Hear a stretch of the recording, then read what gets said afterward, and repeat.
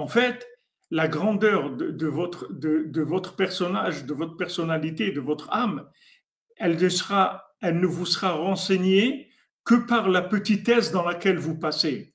Plus vous allez passer par des situations petites, et plus ça veut dire que vous êtes grand. Mais il faut être joyeux, il faut être connecté. Donc, on doit. C'est sûr que c'est difficile, c'est-à-dire c'est éprouvant, comme vous dites, que c'est éprouvant. On peut être la moquerie des gens, on peut être méprisé, etc. Mais comme on dit, comme c'est écrit, Vatisra Kleyom Aharon. En fait, je vais vous dire, ce qui nous renseigne, c'est le malaise dans le social, dans le standard social, et le vouloir de grandes choses, à la recherche à la recherche de l'inconnu, de quelque chose de grand. Ça va vous renseigner sur votre âme, parce que bien que l'âme, elle se trouve en exil dans une petitesse terrible, comme le fils du roi et le fils de la servante, c'est-à-dire que vraiment le fils du roi, il est en exil dans un fils de servante. Maman, il le vit. C'est pas maintenant ce que je vous disais tout à l'heure. C'est pas quelqu'un qui a été roi et après on l'a pris, on l'a exilé. Non, il a jamais été roi. Quand il est né, on a inversé les bébés et voilà, il a grandi chez des parents qui sont pas ses parents et qui sont une servante avec son époux. Et voilà, il a grandi là-dedans. Il a grandi comme un fils de servante. Mais il y a un malaise. Il y a quelque chose qui va pas. Il y a des signes dans le fils du roi qui est en exil dans un statut de fils de servant. Maintenant, lui, il ne sait pas qu'il est fils de roi. Il ne le sait pas. Il n'y a personne qui lui a rien dit. Il ne le sait pas. Il ne connaît pas la grandeur de son âme. Il n'a aucune idée. Mais seulement, il y a un malaise dans sa vie. Il n'est pas bien dans sa peau. Ah, il n'est pas bien dans sa peau, ça c'est déjà qu'il y a quelque chose. Et il est révolté aussi. À des moments, il se révolte. Ça aussi, c'est bien. Parce qu'il se révolte, ça veut dire qu'il sait que c'est pas ça. Il y a quelque chose il a la rage de vivre, quelque chose qui tombe pas. Et c'est pas possible. Il y a quelque chose qui va pas. Il comprend pas sa vie. Il y a quelque chose qui le dérange énormément. Ça, c'est des signes. Vous voyez, dans le Fils du roi, dans le conte, vous repassez le conte, vous allez voir tout ce qu'il ressent. C'est ça les signes de la grandeur. Voilà, quand vous dites il y a quelque chose qui va pas du tout. Non, moi, j'étais pas cordonnier, Naruto. Moi, je suis imprimeur. Et voilà, j'essaie de faire bonne impression, c'est tout. Et voilà, de présenter Rabbeinu, c'est tout. Voilà ce que j'essaie de faire.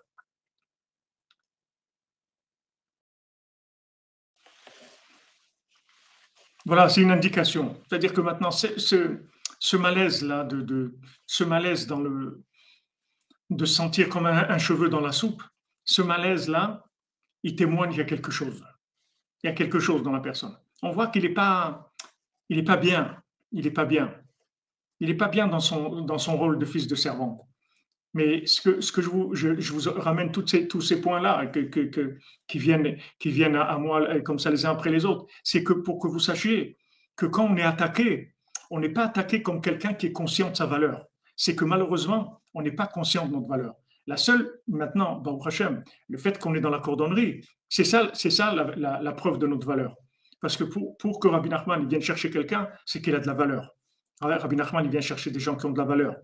Donc, on a une valeur. Et non seulement on a une valeur, mais est venu le moment de la faire coter en bourse, c'est-à-dire de la faire vivre, de la faire se manifester. C'est surtout ça, parce que tout le monde a de la valeur. Mais Rabbi Nachman, il vient chercher ceux qui sont prêts à pouvoir être révélés, c'est-à-dire ceux dont l'âme peut être révélée. Donc, il s'occupe de nous et il nous donne des conseils et il nous dirige et il nous fait des traductions, c'est-à-dire il nous traduit notre vie dans le langage qui nous correspond de manière à ce qu'on puisse avancer. Parce que si on a la bonne traduction, on peut s'en sortir. La meilleure traduction du monde, c'est le français. Il n'y a pas une meilleure traduction au monde que le français. C'est la meilleure traduction qui existe, justement parce que c'est l'opposé du Lashon HaKodesh. Donc, quand maintenant c'est utilisé pour le Lashon HaKodesh, c'est vraiment la meilleure langue qui est pour expliquer la parole divine. Il n'y a pas une meilleure langue au monde que ça. Voilà, ça tourne pas rond, on n'est pas au bon endroit, et Des fois, on se trouve dans des endroits où tout le monde est joyeux, tout ça, et puis nous, on voudrait bien, on essaie de faire semblant, on voudrait bien y croire, mais on n'arrive pas, on n'arrive pas. Tous ces malaises-là, ça vient de la grandeur de l'âme. Ça vient de la grandeur de l'âme.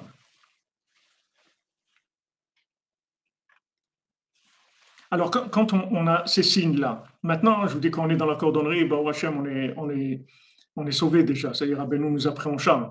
Mais avant que quand quelqu'un est dans Astara, chez Betor Astara, c'est-à-dire qu'il est caché, mais même ce qui est caché, c'est caché de lui aussi. C'est-à-dire, il sait rien. Il sait rien de sa vie. Il sait pas ce qu'il fait sur terre. Il sait rien. Il sait pas qui il est. Rien du tout. Rien, rien. Il est rien. Il a juste des malaises, c'est tout. Il a des malaises. Il se sent pas bien. Il se sent pas bien. Mais entre se sentir pas bien et arriver à retrouver son trône et sa place de roi, il y a du chemin. Et sur ce chemin-là, il y a beaucoup d'embûches. Et l'embûche principale, c'est le découragement. C'est ça l'embûche principale. C'est-à-dire le Yetziara, il va nous attaquer en nous décourageant. Parce que si on ne lâche pas, c'est sûr qu'on va arriver. C'est sûr qu'on va arriver à gouverneur sur tous les gouverneurs. C'est sûr. Rabbeinu nous dit, je vais vous amener à des choses extraordinaires, incroyables. Voilà, il y a des gros malaises. Il faut faire attention. Il faut faire attention de ne pas se décourager. Il faut se renouveler tout le temps, parce qu'on ne se connaît pas. On ne se connaît pas. Vous comprenez? Il faut que vous sachiez que vous ne vous connaissez pas. Vous ne savez pas qui vous êtes. Vous allez commencer à vous découvrir, mais vous ne savez pas qui vous êtes.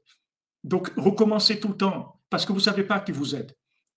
Et le Yitzhara, il veut essayer de vous faire croire que vous êtes nul, que ça ne va pas, que vous faites des bêtises, etc. Et tout ce que vous pouvez faire de bien, faites-le. Tout ce qui va faire naître votre âme, faites-le.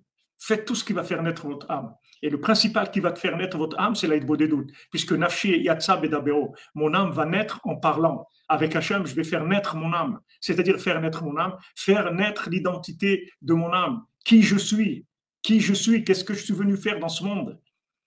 Quand vous voyez des scènes, des gens, vous dites, mais c'est pas possible, je suis pas venu dans le monde pour ça, mais c'est pas possible, c'est pas possible. Il y a quelque chose qui tombe pas rond, je comprends pas, il y a quelque chose qui va pas, vous sentez des malaises, des choses il faut, maintenant que vous a trouvé Rabbeinu, plutôt que Rabbeinu vous a trouvé, il faut suivre les conseils de Rabbeinu, et c'est tout, c'est que vous pouvez poser question. Faites ce que Rabbeinu vous dit de faire et avancez. Alaïd Bodedou, Tikkun Klali, Simcha, Uman, Afal Piken, Adraba, Mishonefraïla, avancez, c'est tout. Mais surtout, renouvelez-vous, parce que le personnage que vous vivez, c'est pas vous.